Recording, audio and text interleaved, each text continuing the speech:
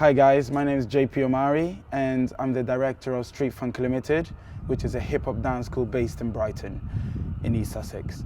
So welcome to the world of street funk, and let me tell you a bit about myself. I was born and raised in Italy, in Rome, and I moved to England when I was 17 in '99. I was introduced to hip-hop once I moved here. Before that, I was doing a lot of dancing. I started dancing when I was about the age of 4, or probably less. But my earliest memory was watching Michael Jackson's Thriller from behind my mother, because obviously I was really scared of Michael Jackson turning into this crazy werewolf and then dancing with all these zombies. But at the same time, I was very intrigued about this dancing and about Michael Jackson's personality and charisma, and obviously his dancing, and that was a major influence for me. And through watching Michael Jackson's dance routines and his videos, I started elaborating my own style, getting my own dance moves, and kind of seeing where I could take this dance thing. I grew up at a time in Italy where hip-hop wasn't very known, or wasn't very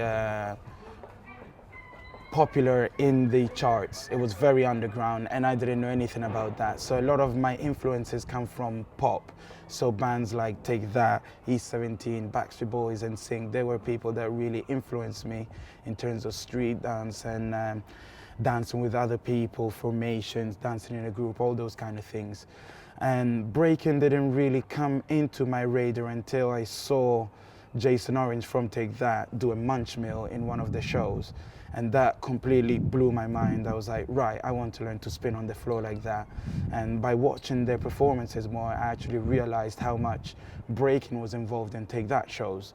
And although at the moment it might not sound that cool, they were a major influence for me.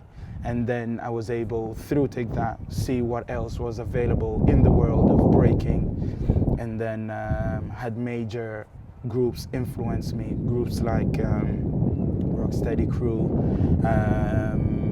and lots of other groups that were famous in America, in France, in Korea and Germany. So my main influences were obviously Michael Jackson, the pop groups, and I need to mention James Brown, who later on in my years greatly influenced me in terms of his funk, his music, his energy, and the way he was on stage. And he still remains to this day one of the greatest inspirations for me. And when I dance with the funk and all this stuff that he did with his feet and all this kind of feeling in the face of the funk.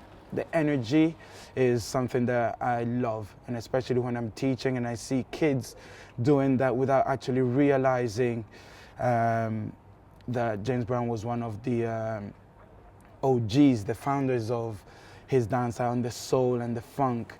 When I see kids do it, it's great, because it obviously can be worked and progressed to the next level. I've been lucky enough through my career to work with some big names as well. The biggest names were Dizzee, Rascal and Sean Paul.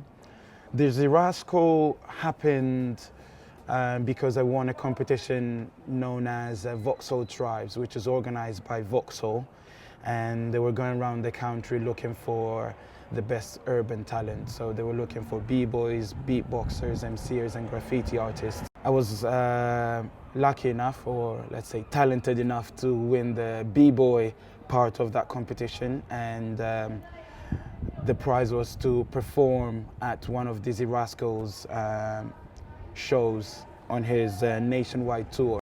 That was a great experience. Dizzee Rascal was amazing, and I got called out to perform on stage live with him at one of his shows on his nationwide tour. The audience was great, and it was just an incredible experience and something to put down on my CV, obviously.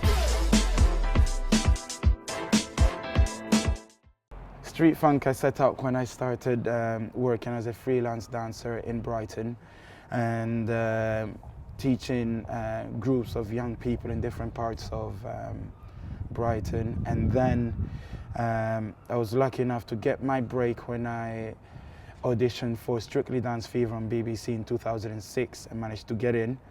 I managed to get to the semi-finals somehow. It was amazing. It was a great experience for me, hard work.